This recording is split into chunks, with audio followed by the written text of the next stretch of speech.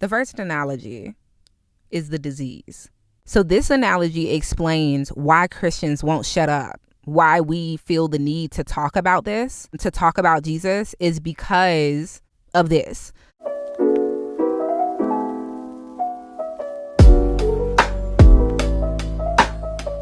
So it's like there's a disease that every single person has. We get it when we're born and it's invisible. So Christians come in contact with the antidote, which is Jesus, and the antidote washes our eyes so much so that we realize, oh my gosh, I had a disease. And this person named Jesus just cured me of the disease. Before you come into contact with the antidote, you don't even realize you have the disease. So Christians literally are people that came into the realization that we are all sick, like so sick that this disease causes us to go to a place after we die of eternal death, where we will constantly and forever, for all eternity, be going through our worst nightmare times infinity. And it will never end. That disease. So Christians knowing that this disease exists, and then we also know about the antidote. So we know the history of the disease. We know where the disease came from. We know what the disease does. And we have the antidote.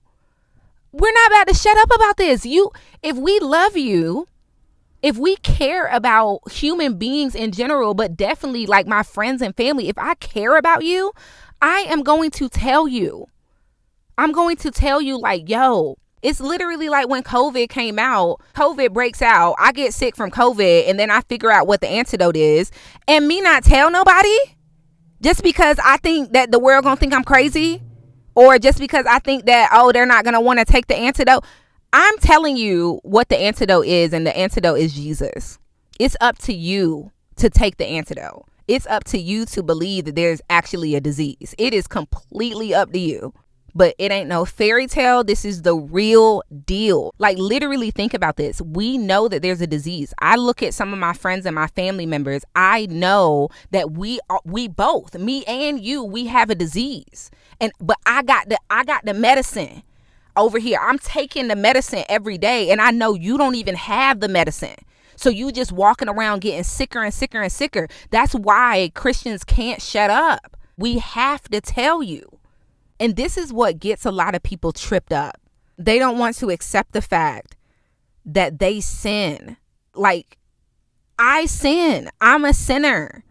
Well, now I'm a saint because of Jesus, but without Jesus, I'm a sinner. You're a sinner. We're all a sinner. That's what the disease is. The disease is sin. But a lot of people get stuck on this because they don't agree with sin. They don't agree with like, oh, I don't do anything wrong, or it's not wrong for me to love who I want. It's not wrong for me, but to want to have sex outside of marriage. It's not a sin for me to be drunk whenever I want to on the weekends or every once in a while.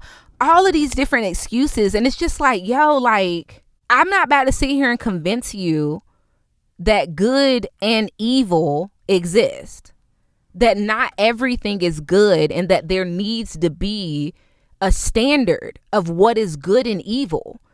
And really the only standard for what is good and evil comes from the Bible. So you first have to understand and believe that you're a sinner, that you're not perfect, and you have definitely made at least one mistake in your life. You have to believe that. And if you believe that, then you will come to realize that's the disease, and that disease causes more harm than you realize. So once you accept the fact that like, oh, I do have a disease, you can take the antidote and be healed and be cured.